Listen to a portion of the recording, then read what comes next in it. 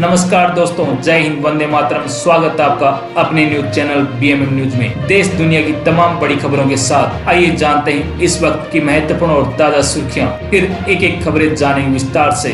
तो बढ़ते हैं सुर्खियों की ओर। इसी बीच बड़ी खबर निकल कर आ चुकी है। उज्ज्वला योजना में सिर्फ 4 सब्सिडी वाले सिलेंडर मिलेंगे। अब तक 9 सिलेंडर दिए जाते थे। इंटरनेशनल मार्केट में एलपीजी के दाम 46% तक बढ़ने का असर। उज्ज्वला योजना में अब साल के सिर्फ पहले 4 गैस सिलेंडर पर ही 300 रुपये की अतिरिक्त छूट मिलेगी। पहले यह 9 सिलेंडरों पर मिलती थी। सब्सिडी की ये रकम सीधे लाभार्थियों के बैंक खाते में भेजी जाती थी। पेट्रोलियम मंत्रालय के एडिशनल सेक्रेटरी परवीन खानोजा ने बताया कि अमेरिका और ईरान के बीच चल रहे युद्ध के कारण अंतर्राष्ट्रीय स्तर पर एलपीजी की कीमतें 46% तक बढ़ने से यह फैसला लिया गया है। 14.2 किलो वाले घरेलू एलपीजी सिलेंडर की कीमत 29 रुपये बढ़ने के बाद दिल्ली में 942 रुपये हो गए हैं। ऐसे में उज्ज्वला योजना के लाभार्थियों को सिलेंडर 642 रुपये में मिल रहा है। एडिशनल सेक्रेटरी ने बताया कि अंतर्राष्ट्रीय बाजार में कीमतें बढ़ने से घरेलू एलपीजी सिलेंडर की वास्तविक लागत बढ़कर 1600 रुपये से ज़्यादा हो गई है।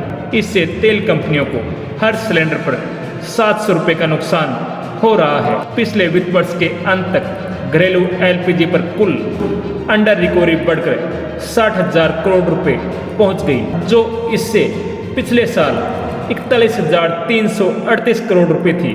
केंद्रीय कैबिनेट ने इसके लिए कंपनियों को 30,000 करोड़ रुपए के मुआवजे की मंजूरी दी थी, जबकि ग्राहकों को मिलने वाली सब्सिडी इस राहत राशि की अतिरिक्त है।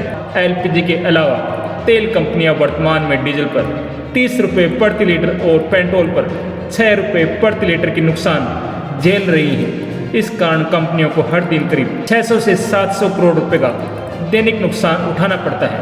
भारत अपनी एलपीजी आवश्यकताओं का 60% हिस्सा आयात करता है। इसकी landed cost Saudi contract price से तय होती है।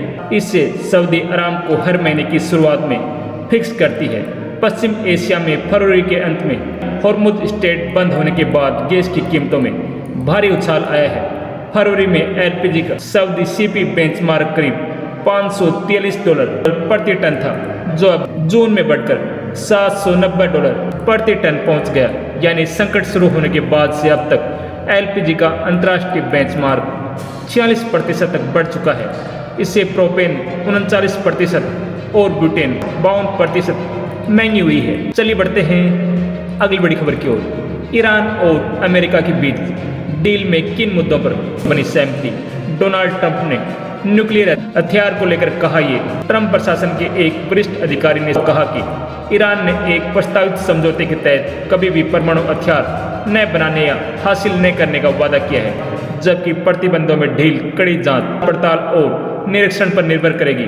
उन्होंने आगे बताया कि इस समझौते को इजराइल और खाड़ी देशों सहित क्षेत्रीय सहयोगियों का समर्थन हासिल है। उन्होंने कहा कि हमें पूरा भरोसा है कि हमारे सभी सहयोगी इजराइल और खाड़ी गठबंधन में इसमें शामिल हो जाएंगे। इसका मतलब यह नहीं है कि वे आत्मरक्षा का अधिकार छोड़ देंगे, और अगर ईरानी अपनी जिम्मेदारी नहीं निभाता है तो मुझे नहीं लगता कि इजरायली इसका जवाब नहीं देंगे। अधिकारी ने यह भी कहा कि प्रस्तावित समझौते पर ईरान के भीतर भी सहमति है।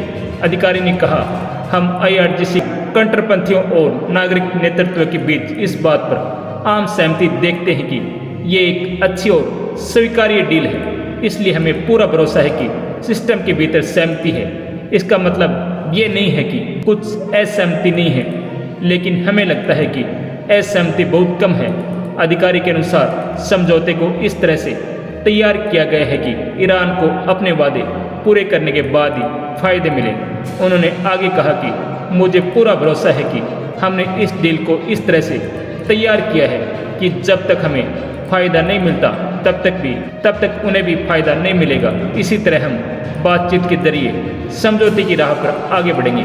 समझौते की खास बातों पर अधिकारी ने कहा कि ईरान ने परमाणु सामग्री को खत्म करने और परमाणु साइटों को बंद करने का वादा किया है। हालांकि तकनीकी विवरणों पर अभी भी बातचीत चल रही है। अधिकारी ने कहा कि तेहरान ने परमाणु हथियार न बनाने या हासिल न करने का अनिश्चित काल के लिए वादा किया है और समझौते के तहत फायदे तभी मिलेंगे जब सत्यापन की शर्तें पूरी हो जाएंगी।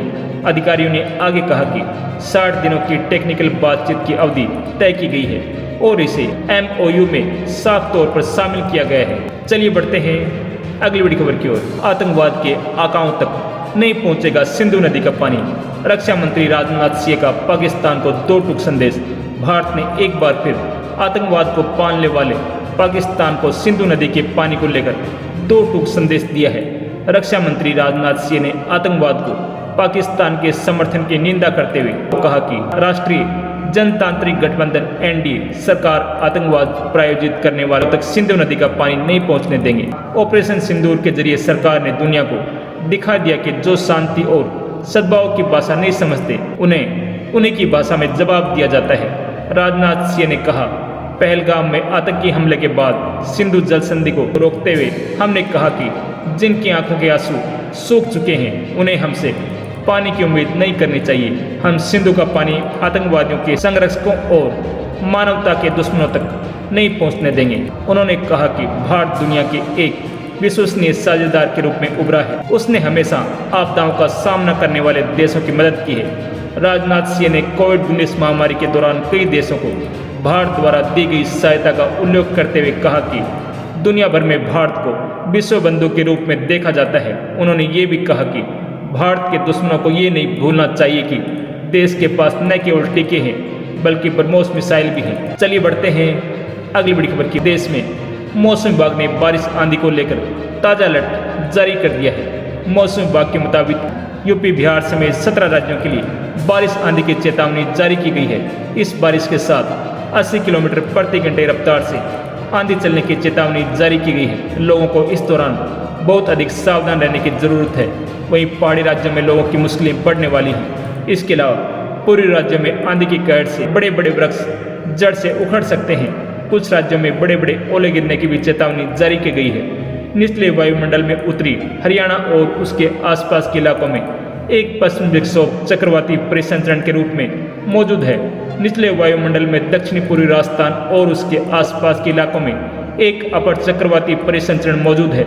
मौसम विभाग के मुताबिक देश के 17 राज्यों यूपी, बिहार, दिल्ली, हरियाणा, पंजाब, राजस्थान, हिमाचल प्रदेश, जम्मू कश्मीर, झारखंड, पश्चिम बंगाल, उड़ीसा, छत्तीसगढ़, मध्य प्रदेश, तमिलनाडु और केरल में भारी बारिश और आंधी की चेतावनी है। इस दौरान 70 से 80 किलोमीटर प्रति घंटे रफ्तार से तेज हवा के झोंके चल सकते हैं। वहीं पहाड़ी राज्यों के लिए खास चेतावनी ये है कि यहाँ तूफानी हवा आफत मचा सकती है। मध्यम बारिश और आंधी का अलर्ट जारी किया गया है। इस दौरान हवा की रफ्तार 40 से 50 किलोमीटर प्रति घंटे तक पहुँच सकती है।